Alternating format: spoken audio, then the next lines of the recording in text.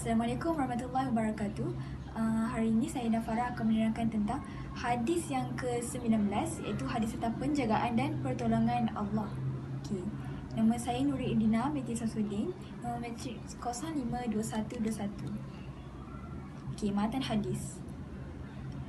An Abil Abbas Abdullah bin Abbas radhiyallahu anhuma qala kuntu khalafan Nabi sallallahu alaihi wasallam yawman faqala ya ghulam inni a'lamuka kalimat ihfazullah yahfazuka ihfazullah tajdahu tujahuka idza sa'altu fas'alullah wa idza ista'antu fasta'in billah wa'lam anna al-ummah law ijtama'at ala an yanfa'uka bisyai'in lam yanfa'uka illa bisyai'in qad katabahu Allah laka wa in ijtama'u ala an yadurruka bisyai'in lam yadurruka illa bisyai'in qad katabahu Allah 'alaika rafa'atil aqlam wa jaffat as-sahaf. Okay. Rawahu Tirmizi wa qala hadis hasan sahih. Okay, maksudnya dari Abdul Abbas bin Abdullah bin Abbas radhiyallahu anhuma, dia berkata, pada suatu hari aku pernah berada di belakang Rasulullah, maka beliau bersabda, hai anak muda, aku akan mengajarkan kepadamu beberapa kalimat. Jagalah Allah, nescaya engkau dapati dia di hadapanmu. Jika engkau meminta, mintalah kepada Allah. Jika engkau meminta pertolongan, mintalah pertolongan kepada Allah. Dan ketahuilah, sesungguhnya seandainya umat ini bersatu untuk memberikan suatu kemanfaatan kepadamu, maka mereka tidak akan dapat memberinya kecuali dengan satu yang telah Allah tetapkan atasmu. Okay. Dan seandainya mereka bersatu untuk mendatangkan suatu kemudaratan kepadamu, maka mereka tidak dapat mendatangkannya kecuali dengan sesuatu yang telah Allah tetapkan ke atasmu. Pena telah diangkat dan lembaran-lembaran telah mengering. Okay.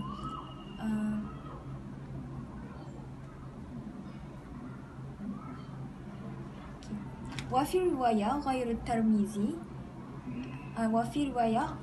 الترمذي احفظ الله تجده أمامك تعرف إلى الله في الرخاء يعرفك في الشدة واعلم عن ما أخطأك لم يكن ليصيبك وما أصابك لم يكن ليخطئك واعلم أن النصر مع الصابرين وأن الفرج مع الكرب وأن مع العسر يسرا. Okay. Dan di dalam riwayat selain At-Tirmizi ni bermaksud jagalah Allah, pasti kamu akan mendapatinya di hadapanmu. Kenalilah Allah di waktu senang, pasti Allah akan mengenalimu di waktu sempit. Dan ketahuilah, apa-apa yang meleset darimu, maka hal itu tidak akan mengenaimu. Dan apa-apa mengenaimu tidak akan meleset darimu. Dan ketahuilah bahawa kemenangan itu beriring dengan kesabaran. Dan jalan keluar itu bersama kesulitan atau keadaan yang himpit. Dan bersama kesulitan itu, pasti ada kemudahan. Okay. Huraian hadis. Okay. Hadis ini mengandungi beberapa wasiat agung dan prinsip utama mengenai perkara-perkara terpenting yang berkaitan dengan agama ini. Okay. Seterusnya, setengah ulama berkata, aku telah meneliti hadis ini dan aku dapati ianya cukup menakjubkan. Amat malang siapa yang jahil dengan hadis ini dan tidak mendalami pengertiannya. Maksudnya orang yang tak tahu ataupun jahil tentang pengertian hadis ini memang sangat-sangat rugi. Okay, maksud perkataan khalafan Nabi sallallahu alaihi wasallam, maksudnya berada di belakang Rasulullah. Maksudnya menunggang binatang tunggangan di belakang Rasulullah. Okay, perkataan yang kedua, wahai ya gulam, wahai budak. Okey, gulam ni adalah kanak-kanak yang umurnya di antara binti musuh hingga 9 tahun. Umur Ibn Abbas ketika itu hampir 10 tahun. Okey, perkataan yang ketiga, kalimat tu, beberapa kalimat. Maksudnya ialah beberapa kata-kata yang mengandungi nasihat yang dengannya Allah memberi manfaat kepadamu.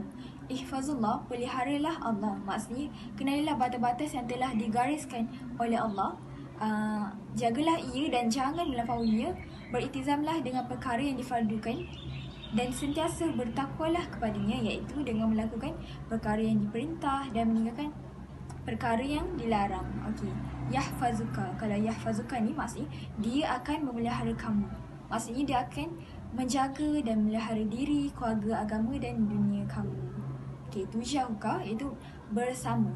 Maksudnya kamu akan dapati dia bersamamu, memelihara, menyokong, menolong dan membantu walau di mana pun kamu berada. Kalau sa'alat, kamu meminta maksudnya kamu ingin meminta sesuatu berhubung dengan urusan dunia maupun agama.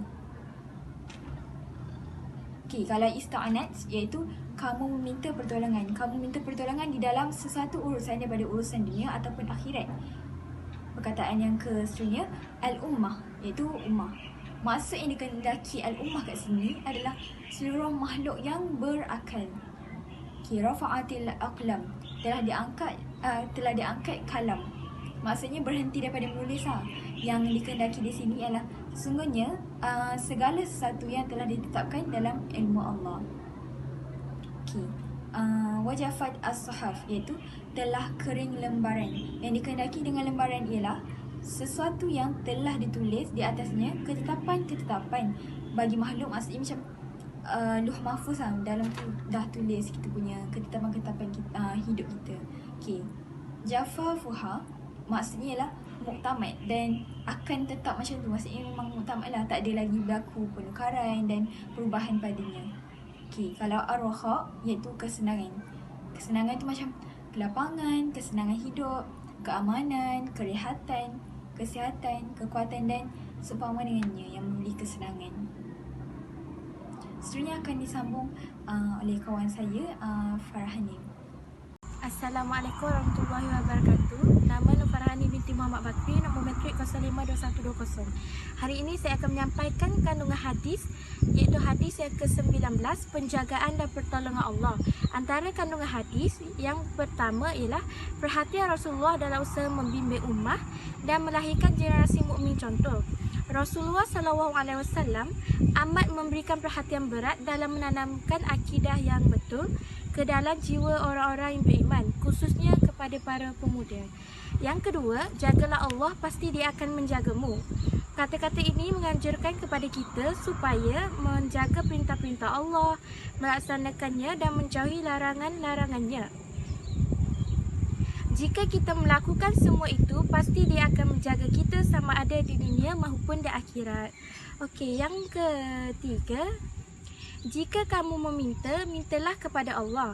Ini adalah isyarat bahawa kita tidak boleh menyandarkan persoalan kita kepada selain Allah. Kita mesti bertawakal kepadanya dalam segala urusan. Hanya Allah tempat kita mengadu pada saat kita menghadapi masalah. Kita tidak boleh meminta sesuatu pun daripada makhluk lain. Okey, yang seterusnya ialah pengajaran. Okey, antara pengajaran hadis ke-19 ini, yang pertama, perhatian Rasulullah SAW dalam mengarahkan umat serta menyiapkan generasi mukmin idaman. Yang kedua, termasuk adab belajar adalah menarik perhatian pelajar supaya timbul keinginan mereka terhadap pengetahuan sehingga lebih terkesan dalam diri mereka. Yang ketiga, beramal soleh dan melaksanakan perintah Allah dapat menolak bencana dan mengeluarkan seseorang daripada kesulitan. Yang terakhir, menghormati waktu dan menggunakannya kepada perkara yang bermanfaat sebagaimana Rasulullah SAW memanfaatkan waktunya semasa baginda berkenderaan. Sekian sahaja daripada saya.